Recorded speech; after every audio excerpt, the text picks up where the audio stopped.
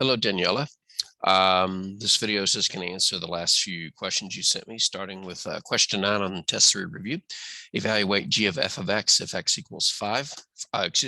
Evaluate g of f of x for x equals 5 if f of x equals x to the third power plus 6x and g of x equals the square root of 3x. Well, to start this question, you really just have to go to the inside first. We're being asked to pretty much evaluate g of f of 5. Well, when you see a back-to-back function like this, function composition, if you will, with a number, I would recommend starting on the inside, pulling that problem out to the side, and working it separately. So in this case, figuring out f of 5, which you did in the work that you sent me, 5 to the third power plus 6 times 5. And that ends up being 155. Now, you did send me that picture. Let me make sure. Yes. But then you also did g of 5, which was not the correct thing to do. The correct thing to do after this is to take the answer that you just got and put it back into the function that you haven't done yet. We haven't done the g function yet. So we're going to open up the g function, and we're going to put in the answer that we just got, g of 155. Excuse me. And then we're going to work that out. Let me highlight that 155 just to emphasize that the first thing in yellow, the f of 5 here, became the second thing in yellow. And then we just continue. G says, give me a number. Excuse me, I'm already doing G. G says, give me a number. I'll multiply it by 3, and then I'll try to take the square root of it. Notice I said try to. If we do 3 times 155, we get 465. Just did that in a calculator, but that's still living under a square root. At this point, the function problem is over. I've done f of 5 and put that answer into the g function, but now I have to follow up with the question, can this be simplified? Can this answer be simplified? Because it's a square root that we should at least try to do. And if we can do it, we should do it. And if not, we should try to do a piece of it. I'm going to open up the calculator that I just used so that you can see it. And I've got this 465 in there. And if I try to square root it right now, you see I'm going to get a nasty looking decimal. So we don't want that answer. We do want an answer that's as simplified as possible. That means, and I'm going to continue this on the next page here. That means we should take the 465 and try to break it down into something times something.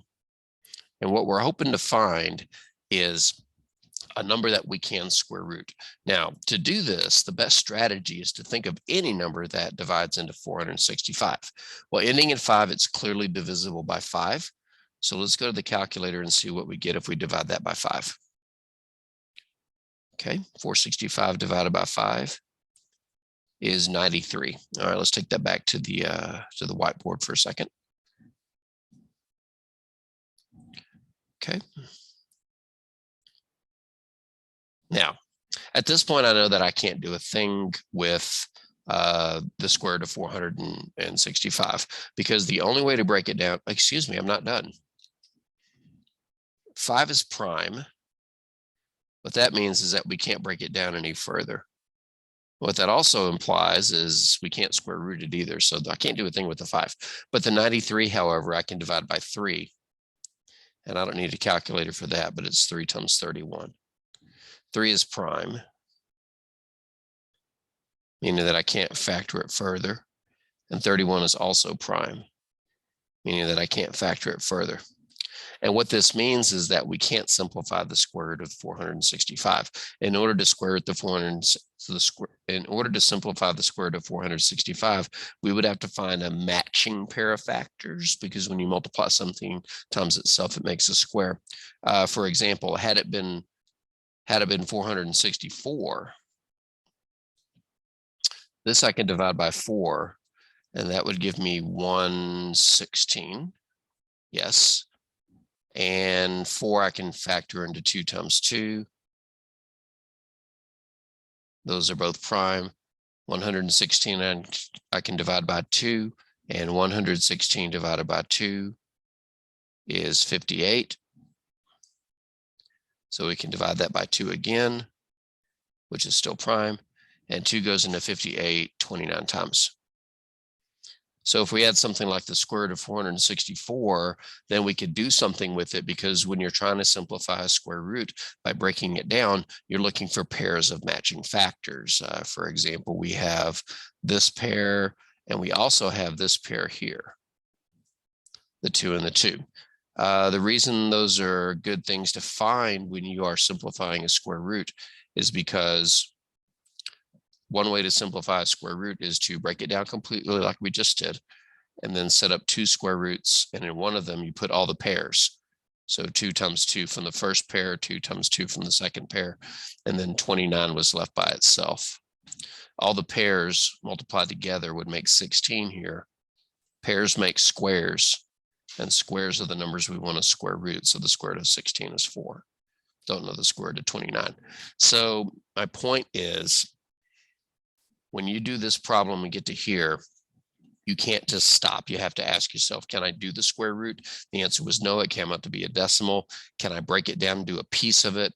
The answer again was no, because when we broke it down, the only numbers we could find are singles. They don't exist in pairs, as opposed to 464, which did have 2 pairs. It had a pair of 2s and another pair of 2s, which made the number that got square rooted under the square, that got square rooted. So the hardest part about this problem, in my opinion, is knowing that the answer could be simplified and then figuring out that it can't be. But this one is just the square root of 465. Now you sent me a couple of pictures. Let me take a look at the next one. Let's see. You also asked me about question 11. So let's get that set up real quick. Question 11 is to evaluate. And this one has a symbol that I have to go into Microsoft Word to borrow for a second. So give me 1 second. You can't see me doing it, but I am, I'm trying to get a certain symbol typed. Got it. Now I can just use it here. Evaluate h of f. Let me widen this text box. H of x of x for x equals -2 if, and then you're given a couple of functions. Keep moving my head around. You're given f of x equals x cubed plus 8x.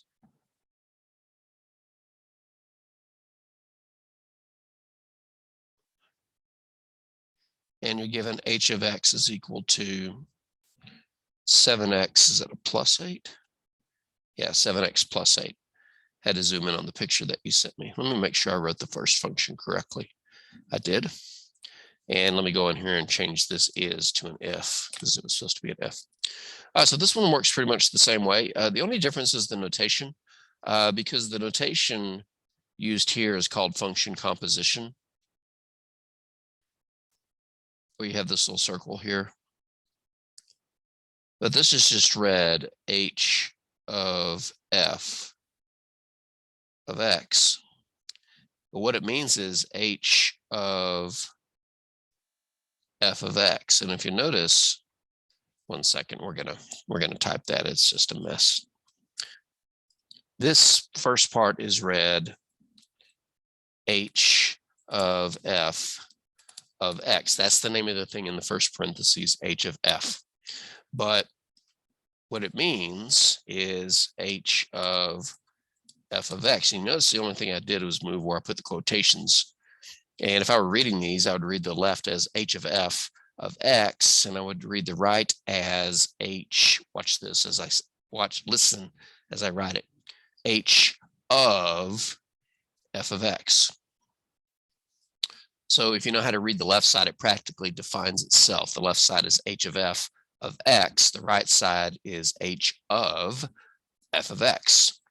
So when you're doing something like h of f of -2, you're doing h of f of -2. It's just the definition of this little circle here.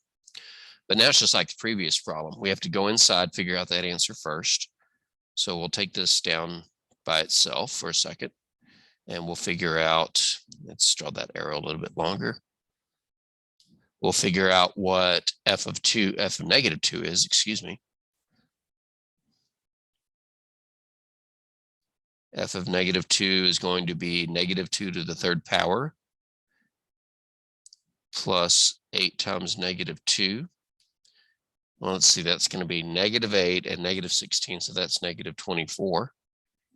And that's going to go back into the h function. So let's take this and move it up here.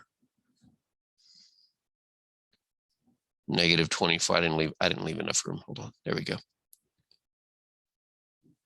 Negative 24. And just to color code things, let's highlight that answer in yellow to emphasize that the first yellow box here became the second yellow box there. And now we just got to do what H says. And H says, give me a number, I will multiply it by 7 and then add 8. Let me grab all this and move it over because I don't have a whole lot of room here. Let's move it over. So, oops, didn't mean to do that. Let's try that again. Grab it and move it, please. There we go. All right, let's continue. All right, so now we're doing h of negative 24, and h says, give me a number. I'll multiply it by 7, and then I'll add 8 to it. And that comes out to whatever it comes out to be. Let's just jump on the calculator real quick and see.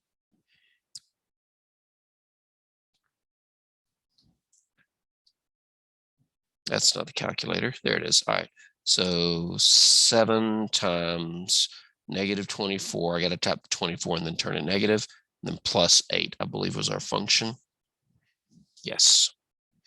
And we end up getting negative 160. Negative 160. So there's our answer. I think that was the last one you asked me about. Looking at the work that you sent me, I wish I'd looked at the picture of the work that you sent me first, because you did it exactly right. So this is just confirmation that you knew what you were doing on that one.